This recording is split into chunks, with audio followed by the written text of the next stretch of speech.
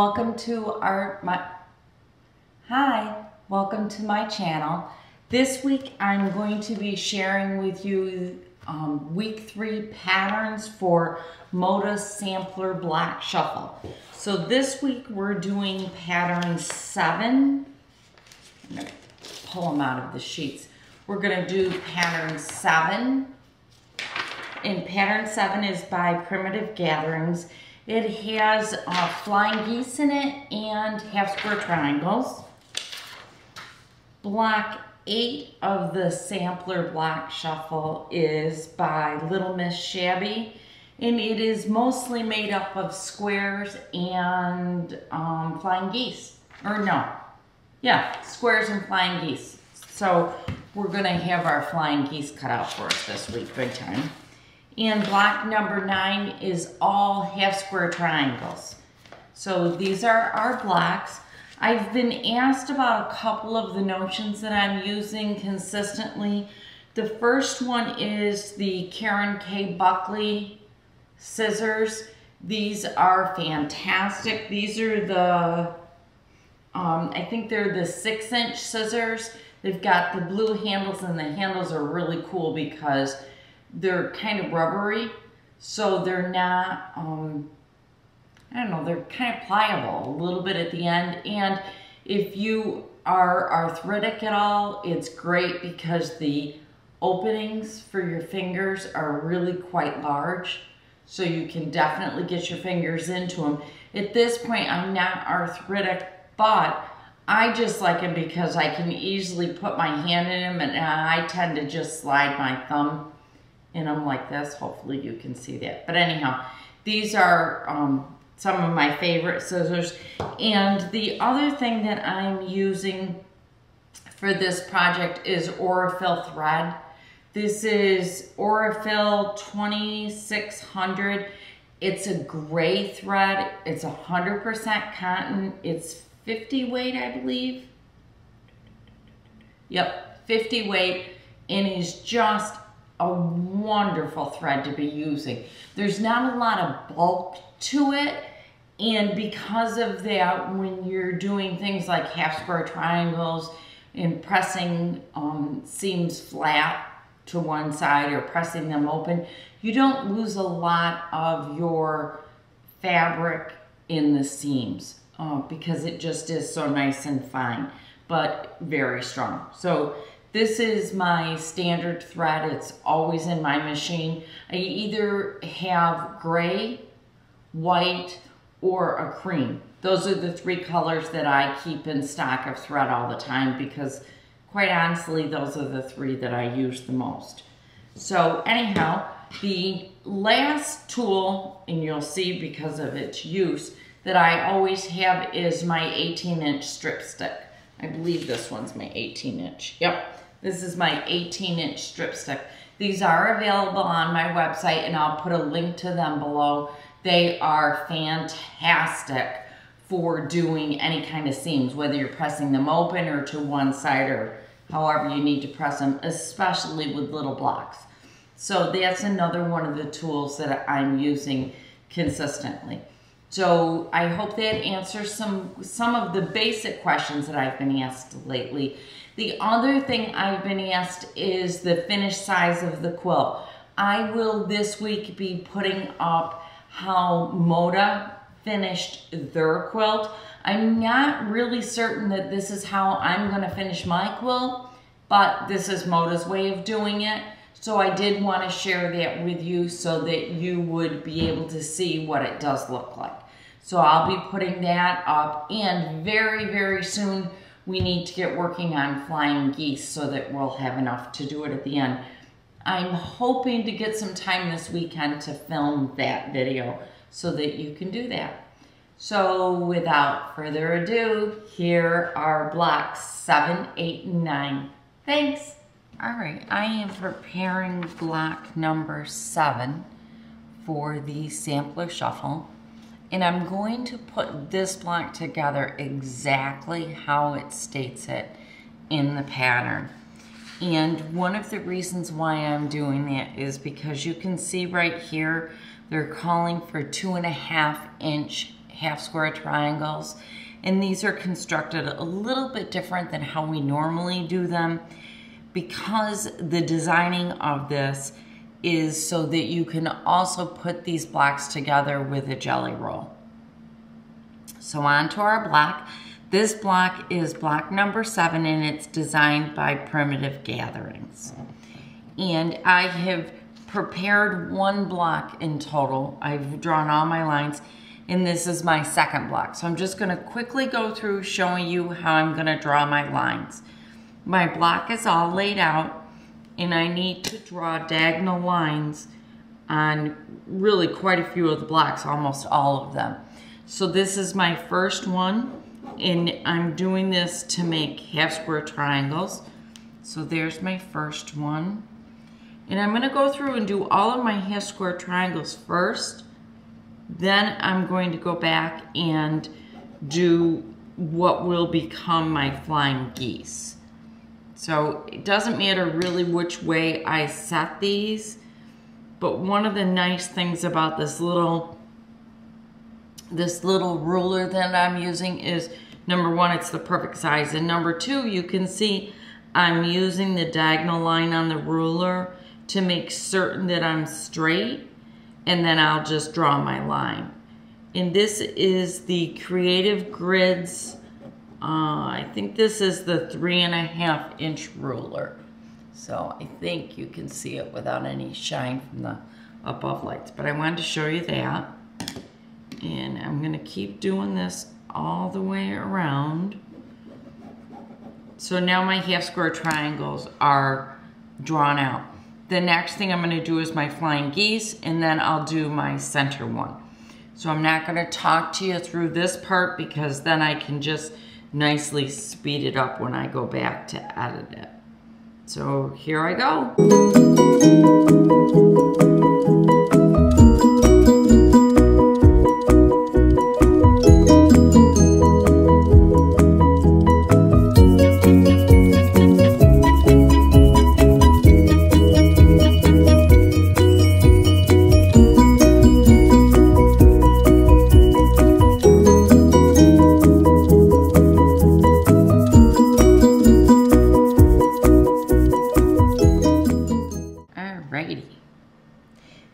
This is block number 7, which is designed by Primitive Gatherings.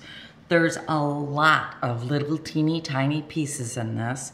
What it's made up of is half square triangles, flying geese, and then a block which is set on point by doing half square triangles to it. So here's the colorway that's suggested in the pattern. I'll turn the pattern and show you the pattern.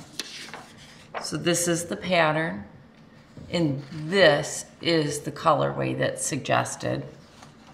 And this is how I did the second colorway. Now, I wanted to show you the back side of this and how I was gonna piece it together so that everybody would know. I'm gonna center this a little bit better, so that everybody would know how I did it. Now, this is the way I've done it. If you wanna do it differently, that's absolutely fine, it's up to you. Now, what I did was, wherever possible, where the block would lay nicely and flat, I pressed it to the dark color. But you're gonna see in a minute, it wasn't always possible to do that. I wonder if I can adjust the light. All right, so what I did adjust it. I did make adjustments a little bit. So this is what I did. On the half square triangles, I was able to press them to the dark. So those are pressed that way. But when it came to my flying geese, these are little teeny tiny flying geese. I think they're, let's see, I'll double check the pattern so that you know. These are 1.5 by 2.5. So they really are tiny. And you'll see on the back side, I pressed them to the lighter fabric only because trying to press these flying geese into this dark would have created so much bulk right here that there just would have been no way to hide it. So that's how I press them. Now this is how I'm gonna sew them together so that you know how I'm gonna piece it. The first thing I'm gonna do is sew these two together, then these and these and these. So now I've got down to a 9 patch. You'll notice that I always try to take things to the simplest block that I can. And on this one, I'm gonna get this to a 9 patch. Once I've got these sewn, then I'm gonna attach, attach, attach, and then I'll do these two, these, and these. Then I will press. When I press this one, I'm going to press the first row out, the second row, looks like I pressed the second row out too, but I should, maybe, oh, here it is this way, I'm sorry. I'm gonna press the first row out, my second row in, so that these flying geese where there's all of these layers of fabric go to the most open spot, and then the last row out again. Then my blocks will nestle together pretty nicely. So once I get my block all sewn back together, I'll come back and show you what the two blocks look like. Here are my, let's see if I can get these centered for you and not have the light. You know, having a lot of light is really a good thing, but I have to be honest with you, sometimes these lights get a little distracting. Anyhow, here are my two blocks, and I am absolutely in love with this one, which is the second one. I like the first one I did, but I really like the second one I did, which is completely opposite of how the directions had the colorway of doing it. But I'm just having fun playing with color. So this is block number 7 again, and it was designed by Primitive Gatherings. And now I am off to work on block number 8. So I'll show you block 8. Let me get 7 put away. So 7's done, so now I'm on to block 8. Block number 8 is designed by Little Miss Shabby, and this one is a really nice straightforward block. You're dealing with a 4 patch, 4 flying geese, and then just 4 2-inch squares. I've got my blocks laid out. They kind of look like a mess, I think, on camera. I'll back it up a little bit. But these are my blocks. They're all laid out and they are ready to start being sewn. And what I'm doing is drawing my diagonal line on my blocks because this is the corners of my flying geese. And they're gonna go like this. I'll show you on this one. I'm gonna fold those two back. So that's what my flying geese is gonna look like right there. So this is my last one that I need to draw my diagonal line. And I use my diagonal line, my 45-degree angle. I think it's a 45. I use my angle to square out my block. And I check from point to point, and then I just draw a line right straight across. And then the next thing that I do is when I sew it, I'm gonna sew it right here, and I'll insert a picture again. I managed to get a really nice picture of the needle going down right next to my drawn line. So how I'm gonna put this block together is I'm gonna do one of my flying geese, one side of my flying geese of all 4 blocks, and I'll sew these 2 together, then these 2 together, then bring these 2, sew my other side of mine, and I'm going to get this into 3 rows. So this will be row 1, this will be row 2, and this will be row 3. Then I'll put the blocks together. And as always, I'll come back and show you the way I pressed it. All right, this is why you always lay a block out, because as I was laying my block out, something kept going on in my brain that there was something wrong with it. Well, sure enough, when I pulled my pattern out again to put it all together, I realized that they had used 3 different colors. And when I set mine up as 2 different colors. So the 4 patch and the 4 corners are the same, and then there's different colors for the flying geese. So here are my blocks now laid out, and now this is correct. Looking at it this way, I probably would have done this one or this color, not quite the same tone. This is the second time that I've done this in these blocks, and I guess I didn't learn the first time. Maybe I should have done it more of a medium than 2 really strong darks.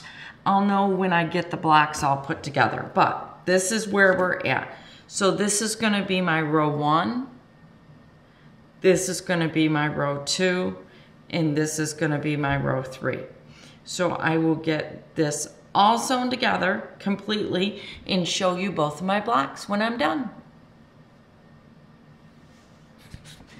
Here are blocks 8, which are designed by Little Miss Shabby Vermoda, and here they are all done. They are pressed. You can see my fabric folded over. That's okay, it happens every once in a while. Is there bulk there? Yes, but I'm not gonna take it out and fix it. There's no reason to. So I sewed it together, pressing the first row out, second row in, third row out, and then pressed it when I put the 3 rows together, the center out. So there's those, and there it is. So now the next block this month is block number 9, and this is by Jen Kingwell Designs, and it is all half square triangles. So for this one, I am using my triangles on a roll, and once I've sewn this, I will show you how I'm gonna put it together. Because on this one, we are definitely going to have a lot of seams meeting up in one spot. So we will go over that. All right, I have sewn my first chain of half square triangles. And now I'm working on my second group, and I'm laying them down. I haven't clipped the dog ears yet. And all I'm doing is putting them right sides together, and I'm going to nestle these seams together here. Hopefully you can see that. There, I'll stick it underneath there and you'll see a little bit better. So I'm just putting those 2 together, and then I'm going to do what's called chain piece, which is I will piece one unit right after the other until I've pieced all of them. All right, here are my 2 blocks, and this is how they're going together. I'm gonna show you on one of them. So I'll push this one aside, and they're gonna go together like this. I'll put these 2, and then these 2, these 2, and then these 2. Then I will take and put these together, then these, and then I will sew them all together into one block. I'm gonna do that with both of them, and I will come back and show you how to press these, because we are going to have an abundance of fabric in the back in spots, because all of these points, see, you're gonna have 2, 4, 6, 8 pieces of fabric all coming together here at these 4 center points. So I will make sure I come back and show you how to press these. All right, here we are with block, I've got to thread again, block number 9, which is by Jen Kingwell Designs. And here we are in the 2 colors that I picked out. Now, on these, the only tricky part is your pinwheels here. You've got actually 5 of them. 1, 2, 3, 4, 5 of them. And what you've got to do, and I'm going to try to show you on this one, is you can see my seams are going one way and then the other way. Well, you're going to try to spin those to get your little pinwheel in the center. And what that does is it helps it to lay flat. So that is block number 9. All right. I hope you enjoyed blocks 7, 8, and 9 with me. Well, I keep saying this every week, but I am having a lot of fun figuring these blocks out and putting them together. I wanted to show you my blocks 7. Let me make sure I got the right ones. This one again is by Primitive Gathering. They're the designer of the block. Here's my first colorway, and here's my second colorway. And I will be honest with you, this one is my preference. I'm really pleased with that colorway. And you can see they're just opposites of one another. I put the background fabric where the focus fabric was. So there's block 7 by Primitive Gatherings.